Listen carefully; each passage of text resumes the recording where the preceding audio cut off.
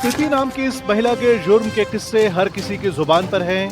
देखने में बेहद सीधी सादी लगने वाली प्रीति ने प्रेमी के साथ मिलकर अपनी पति की हत्या की, जो खौफनाक साजिश रची और जिस तरह से बेरहमी से पति के 2 टुकड़े कर लाश को छुपाया, उसे देखकर कोई इसे इंदौर की सोनम कह रहा है तो कोई इसे मेरठ की मुस्कान बता रहा है। चलिए प्रेमी के लिए अपने ही पति को बेरहम मौत देने वाली इस पत्नी के जुर्म की दास्तान आपको सिलसिलेवार तरीके से बताते हैं। रविवार 11 जनवरी 2026, फिरोजाबाद उत्तर प्रदेश। बीते रविवार को नारकी के जाखई गांव में उस वक्त हड़कंप मच गया था जब खेत में ट्यूबवेल की कोठरी से एक युवक का सिर कटा धड़ मिला। पुलिस ने गांव के ही रहने वाले सौरभ के रूप में इसकी पहचान की। सौरभ 3 दिन से लापता था। सवाल था कि आखिर सौरभ की इतनी बेरहमी से हत्या किसने की और उसका कटा हुआ सिर कहां पर है। सौरभ की गांव में किसी से कोई दुश्मनी भी नहीं थी, इसलिए पुलिस के लिए इस ब्लाइंड मर्डर का खुलासा एक बड़ी चुनौती थी। इसी दौरान सौरभ के बड़े भाई मिथुन ने भाई की पत्नी और उसके एक दोस्त पर शक जताया था। पुलिस को इसी आधार पर हत्या की जांच का एंगल मिल गया। पचोखरा और रामगढ़ थानों की पुलिस टीमों को हत्या की जांच में लगाया। पुलिस ने कॉल डिटेल, मोबाइल लोकेशन और आपसी संबंधों को लेकर पड़ताल की। जांच में सामने आया कि सौरभ की पत्नी का सूरज नाम के युवक से प्रेम प्रसंग चल रहा था। साल 2022 से दोनों के बीच अवैध रिश्ता था। प्रीति प्रेमी के साथ ही रहना चाहती थी, लेकिन पति सौरभ सबसे बड़ा रोड़ा बना हुआ था। सोमवार को पुलिस को श्रीरामगढ़ी के पास आरोपी सूरज के होने की जानकारी हुई। चेकिंग में सूरज अपने एक साथी के साथ आता दिखा।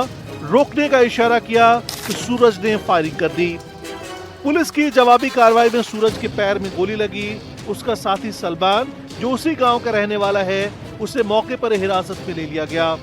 जिसके बाद आरोपियों से जब पुलिस ने सख्ती से पूछताछ की तो उन्होंने सौरभ की हत्या का जुर्म कबूल कर लिया। उन्होंने बताया कि हत्या की पूरी साजिश सौरभ की पत्नी प्रीति ने रची थी ताकि वो अपने प्रेमी सूरज के साथ आगे की जिंदगी गुजार सके। 11 जनवरी 2026 को ग्राम जाखई में बोरवेल के एक रूम में सौरभ का संदिग्ध परिस्थितियों में शव मिला था, जिसमें इसकी हत्या की गई थी और इसका सिर गायब था। इसमें मृतक सौरभ के भाई की तहरीर के आधार पर उचित धाराओं में अभियोग थाना नारकी पर पंजीकृत करते हुए इसमें विवेचनात्मक कार्रवाई की जा रही थी। मृतक के भाई ने एक व्यक्ति सूरज, जो जाखई का ही रहने वाला है, उस पर शक जाहिर किया था। पुलिस सूरज की खोजबीन कर रही थी, तलाश कर रही थी और संभावित स्थानों पर दबिश दे रही थी। आज सूचना ये मिली थी कि ये जो सूरज है अपने एक साथी के साथ श्रीरामगढ़ी के आसपास के क्षेत्र में वहीं से जाने वाला है और मृतक की जो बाइक है और आला कत्ल को ठिकाने लगाने के प्रयास में है। इस सूचना पे नारकी पुलिस द्वारा वहां चेकिंग की जा रही थी। सूरज अपने एक साथी के साथ वहां आता हुआ दिखा है।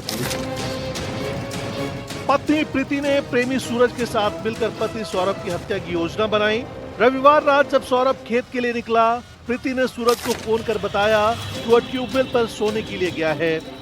सूरज अपने दोस्त सलमान के साथ पहुंचा। दोनों ने पहले सौरभ का गमछे से गला घोंट दिया। इसके बाद उसका सिर बाकी से काटकर बोरवेल में फेंक दिया। धड़ को ट्यूबवेल की कोठरी में छोड़कर फरार हो गए।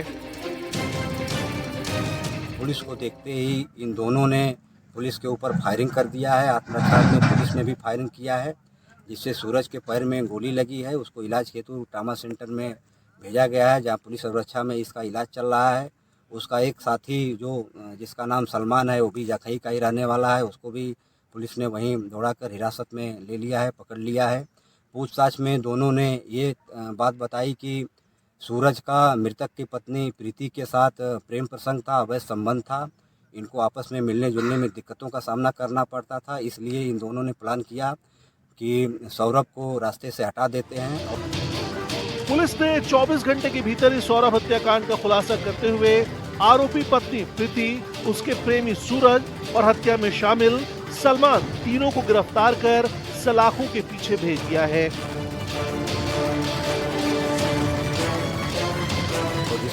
इस प्लान में इन लोगों ने जाखई के सलमान को भी पैसे का लालच देकर शामिल कर लिया।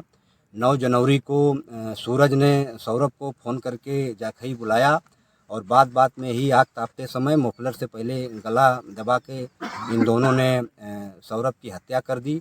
उसके बाद उसके लाश को बगल में ही जो बोरवेल का रूम था, कोठरी थी, उसमें ले जाकर उसका गला रेत कर उसका सिर जो था बोरवेल में डाल दिया और उसके बाद ये मौके से फरार हो गए थे। इसमें जो बरामदगी हुई है। तो इस तरह से प्रीति ने मजदूरी करने वाले प्रेमी सूरज के प्यार में अंधी होकर अपने पति के कत्ल की दिल दहला देने वाली वारदात को अंजाम दिया। आरोपी पत्नी और उसके प्रेमी की निशानदेही पर बोरवेल से पुलिस ने सौरभ के कटे हुए सिर को बरामद कर लिया है। Bureau report, NDTV.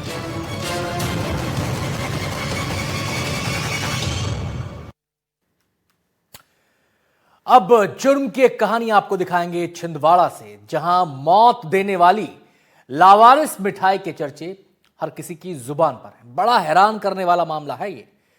हुआ दरअसल यहां पर यह कि एक होटल में लावारिस मिठाई खाने से एक ही परिवार के 3 लोगों की मौत हो गई। अब आप कहेंगे भाई ये लावारिस मिठाई क्या बला है, तो आपको बताते हैं।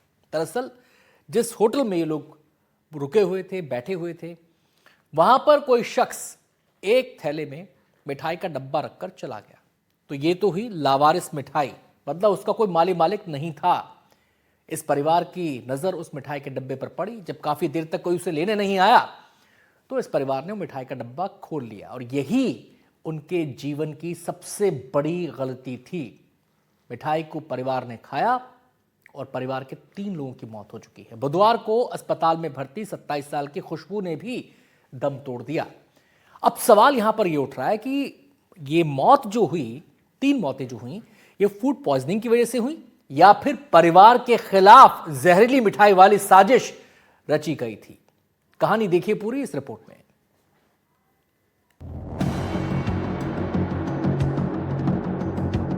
छिंदवाड़ा के जुन्नार देव में होटल में छोड़ी गई लावारिस मिठाई एक परिवार के लिए काल बन गई, जो अब तक 3 लोगों की जिंदगी लील चुकी है। इसी लावारिस मिठाई को खाने से बुधवार को तीसरी मौत हो गई। मंगलवार देर रात बीमार खुशबू को छिंदवाड़ा से नागपुर रेफर किया गया था। यहाँ इलाज के दौरान बुधवार सुबह 6:30 बजे उसने दम तोड़ दिया। उसके शरीर के सभी अंगों ने काम करना बंद कर दिया था।